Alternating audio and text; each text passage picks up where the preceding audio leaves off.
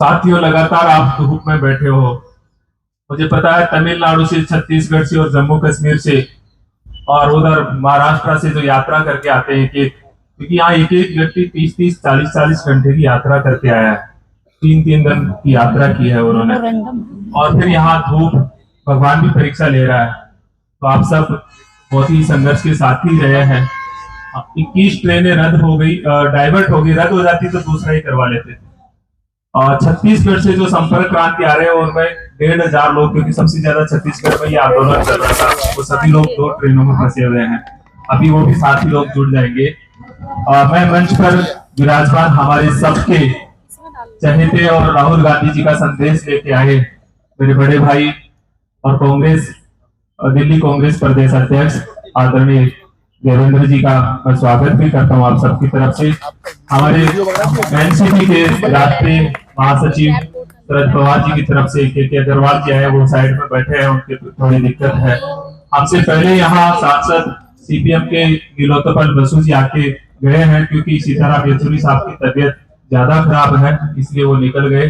किसान सभा के जो राष्ट्रीय महासचिव और पूरे किसान आंदोलन की अगुवाई कर रहे बीजू कृष्णन जी, वो भी हमारे बीच में आए थे, उद्बोधन किया उन्होंने भी।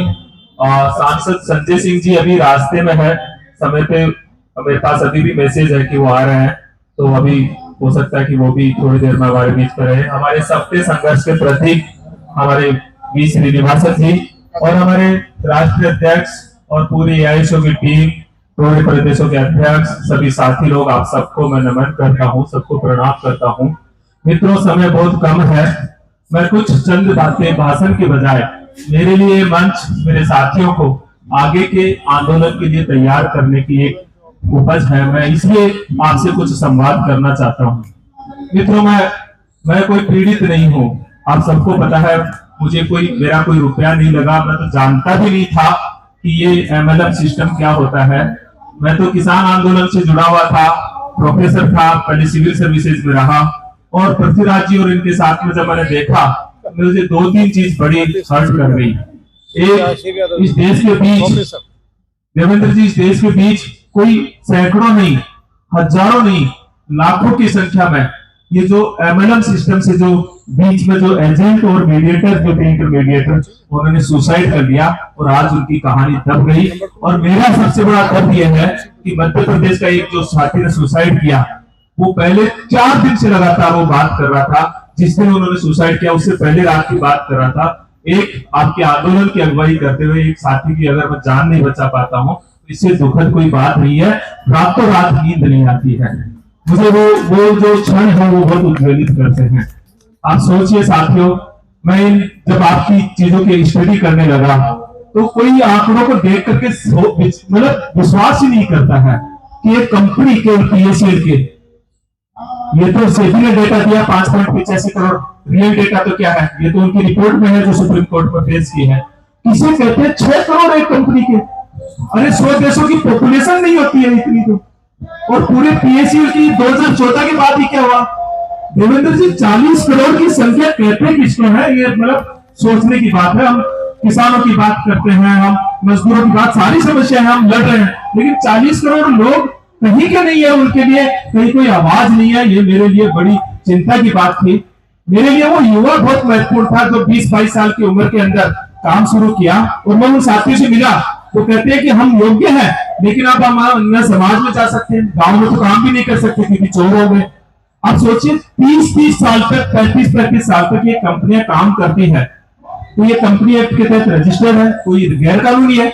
और अगर गैर कानूनी है तो 35 साल तक काम कैसे की इन्होंने? और 35 साल का अगर ये पैसा भी नहीं दे जो भारत सरकार ने टैक्स लिया, केवल वो भी होते थे, केवल टैक्स लिया वो भी देते, तो भी मुझे लगता है कि निवेशकों का ज्यादा बचत होगी, उनको कोई 1 रुपया देने की जरूरत नहीं है। अगर ये अवैध है तो इनका टैक्स का पैसा वापस लौटाओ सबसे पहले, तो वो तो आपने लिया है। आप इस एक नेटवर्क कंपनी पीएसएल की 34 साल के अगर नेटवर्क देखोगे केवल एक कंपनी की, तो 5 लाख करोड़ है। अगर आप 5 लाख करोड़ का अगर 10% से भी टैक्स लिया होगा तो कितना टैक्स लिया? हम तो 50,000 करोड़ रुपए मांगते और वास्तविक तो 35,000 करोड़ रुपए है। तो ये सवाल गंभीर सवाल है। ये कोई एजेंट लोग, आप सोचिए लाखों एजेंट लोगों ने इन एमएलएम सिस्टम में काम किया है।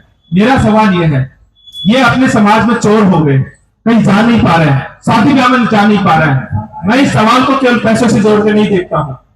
इस देश की मोदी सरकार ने कम से कम 2 करोड़ एजेंटों का साथ मानवाधिकार का हनन किया है, उन्हें मारने का काम किया है, उनका जीवन बर्बाद करने का काम किया है। अब सवाल आता है कि 35 साल तक कोई कंपनी बढ़िया काम कर रही है, जैसे ये पीएसएल की मेरी स्टडी है, बंद क्यों हुई? ये सवाल आपका भी है। क्या गलत था? अगर आप इनकी इनर स्टोरी जाके देखोगे, जो मैं लिखा भी हूं उस पर, तो ये सारा का सारा मामला 2014 के चुनाव के अंदर पार्टी फंड की बार्गेनिंग का था। आप बिलीव नहीं करोगे कि एक कंपनी से 25,000 करोड़ रुपए की मांग रखी जाती है।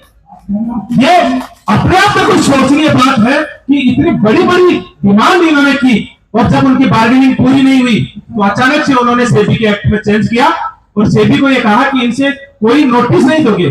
जब आप देखिए 2-2 लाख करोड़ रुपए की कंपनी को आप बंद करते हो तो एक नोटिस तो बनता है ना। इस पीएससीएल को अन्य कंपनियों को बंद कैसे किया गया, आपको जानकारी है? कोई नोटिस नहीं, सेबी ने डायरेक्ट ऑर्डर जारी कर दिया।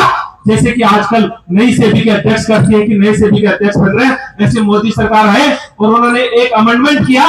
अमेंडमेंट करके कहा कि सेबी को अब ना जुडिशरी से पूछने की जरूरत है, ना कोर्ट की अनुमति लेने की जरूरत है, ना सरकार की अनुमति लेने की जरूरत है। डायरेक्ट जो कंपनी हमको चंदा नहीं देती है, मैं सीधा आरोप लगा रहा हूं, जो कंपनी हमको चंदा नहीं देती है उनको सबको बंद कर दो।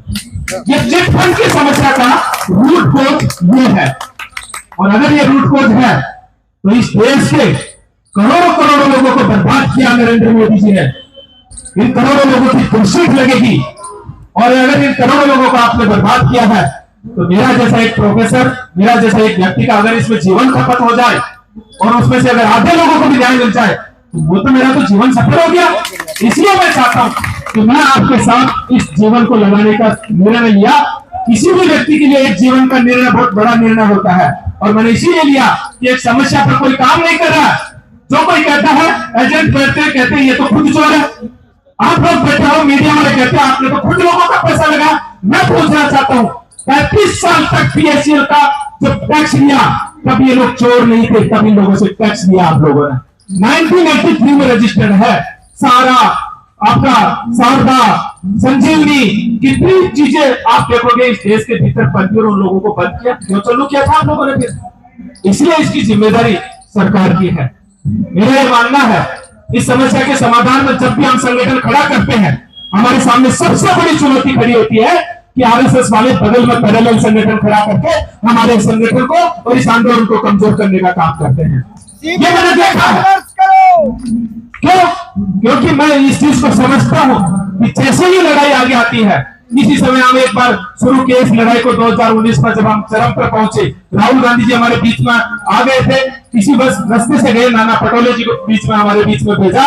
राहुल गांधी जी ने मुझे खुद को बुलाया, हमारे साथियों को बुलाया, और राहुल गांधी जी ने कहा ऑल इन्वेस्टर सेफ्टी ऑर्गेनाइजेशन के साथ लिखा है, लिखित में दिया है, ऐसा बोला नहीं है, प्रेस नोट जारी किया, कांग्रेस पार्टी सड़क से संसद तक लड़ाई लड़ेगी। ये राहुल गांधी जी ने आपको कहा अपने मैनिफेस्टो के भीतर, और उन्होंने वादा किया लिख करके कहा कि अगर कांग्रेस पार्टी की सरकार बनती है तो 6 महीने के भीतर सभी इन्वेस्टर्स का पैसा लौटा दिया जाएगा। ये आपका पैसा है। इसलिए के अग्रवाल, के शर्मा जी ने भी आपको कहा आपको संघर्ष करने की जरूरत नहीं है, लेकिन साथ में आने की भी जरूरत है। अपने साथियों को तो जगाने की जरूरत है, अपने साथियों को नहीं जगाएंगे। अगर हम 6 करोड़ की संख्या बोलते हैं तो कम से कम 2 लाख की संख्या जुटाने में हमको कोई ताकत नहीं आनी चाहिए। और मैं आज की इस एक एक व्यक्ति को एक एक बीज कहता हूं कि एक एक बीज अपने क्षेत्र में जाकर के बरगद बनो, बैठो मत, अपने क्षेत्र में जाओ, बरगद करो। 6 महीने के अंदर अंदर इस धरती को, इस जंतर मंतर की इस धरती को, दिल्ली की धरती को हम चारों तरफ से घेर देंगे। ये संकल्प लेके जाओ आप यहां से। मैं आपको विश्वास दिलाता हूं, किसी को निराश होने की जरूरत नहीं है। अगर इस समस्या का समाधान नहीं होता तो सीबी यादव अपना जीवन आपके साथ नहीं लगाता, ध्यान रखिए। मैं आपको विश्वास दिलाता हूं, मैंने इस चीज का अध्ययन किया है। जब अब की बार केवल 3 सांसदों ने, अमरा राम जी ने सेक्टर से सांसद है, कांग्रेस के सांसद जो गांधी जी, हमारे धर्मवीर गांधी जी ने, सिर्फ 2 सांसदों ने सवाल किया, वित्त मंत्री जी बौखला गई, कह रहे हैं कागज लेके आओ, पैसा देने के लिए तैयार है, हमारे लोगों के पास कागज है। और कागज लेके कहां है? 70% कागज तो कंपनी के अंदर है, कहां लेके आएंगे कागज? अगर कागज लेके आएंगे तो हम सवाल पूछना चाहते हैं, आपने कोर्ट में ये कैसे कहा कि 5.85 लाख करोड़ ये निवेशक है? कहां से डेटा आया?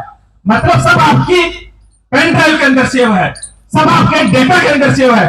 आप हमसे कागज मांगते हो, इसलिए कागज मांगते हो क्योंकि आपकी नीयत पैसा देने की नहीं है। निर्मला सीतारमण जी ये अभी सो रहे हैं, आपने धर्म का नशा देकर के इनको सुलाया है, आपने तरह तरह से इनको सुलाया है। ये लोग अपने आत्मसम्मान के लिए जग गए तो सोच के देखेंगे कि क्रांति आएगी और संभलेगी नहीं। कोई और किसी की जरूरत नहीं है, कोई और किसी की जरूरत नहीं है। केवल चिटफंड पीड़ित अकेले इस सत्ता को उखाड़ फेंकने का कर सक्षम है। मैं ये पूरे दावे के साथ कहता हूँ, सोया का जब एक लाख लोगों को जोड़ सकता है, वो इस देश के भीतर क्रांति ला सकता है। इसलिए मित्रों, हमारे बीच बहुत ताकत है, हम हमारी ताकत को जगाएंगे।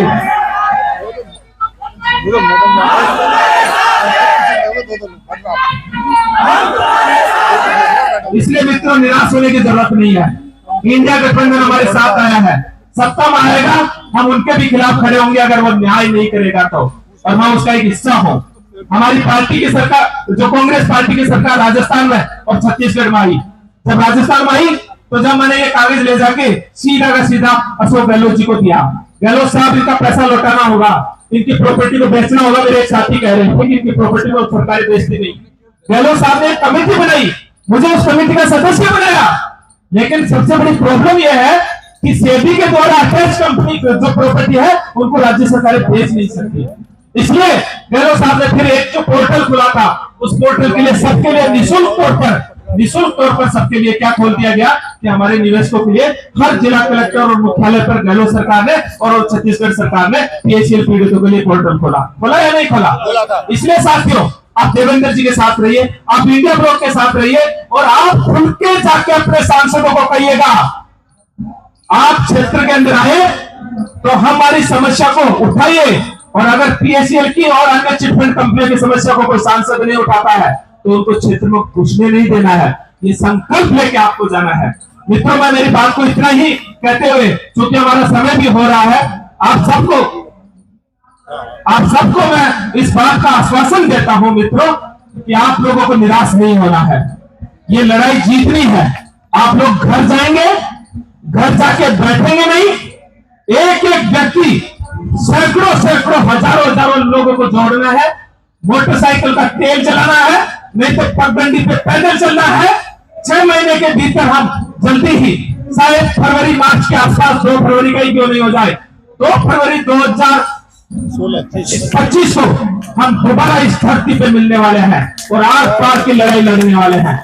लेकिन इस बार किसी का बुलावा की जरूरत नहीं है। इस बार ट्रेनों का इंतजार नहीं करना, 3 दिन पहले आप आके यहाँ बैठ जाना। और ये जंतर मंतर की छोटी जगह नहीं, पिछली बार भी आए थे तो संसद मार्ग खोलना पड़ा था। अब की बात तो दिल्ली की अगर सीमाएं भी बंद कर देंगे तो भी हम दिल्ली को चारों तरफ से घेर देंगे। और मैं लास्ट में ये कह रहा हूं, संघर्ष करना पड़ेगा मित्रों। किसान आंदोलन आप देखे, 1.5 साल का संघर्ष है। आपका तो मान सम्मान छीन लिया, आपको तो जीने लायक नहीं छोड़ा, आपको तो सबको चोर कर दिया। क्या आप लोग चोर बनकर के अपनी अर्थी पे जाना चाहोगे? नहीं, कि ये चोर की अर्थी जा रही है। मित्रों, इस आत्मसम्मान को जगा लो और अपने वजूद को जगा लो। और मैं आपको अगला आह्वान करता हूँ, वी श्रीनिवासन जी हमारे बीच अभी निकल रहे हैं, हमारे बीच अनिल भारद्वाज जी भी आए हैं। हम उनका सम्मान और स्वागत करना भूल गए। हम अनिल भारद्वाज जी जो 3 बार के एमएलए हैं और संसदीय सचिव है, मैं खड़ा अनिल भारद्वाज जी से एक बार सभी लोग जोरदार तालियां बजाएंगे। हमारे बीच जितने भी आगंतुक हैं उनका बहुत बहुत स्वागत करते हुए अनिल जी आप बोलेंगे।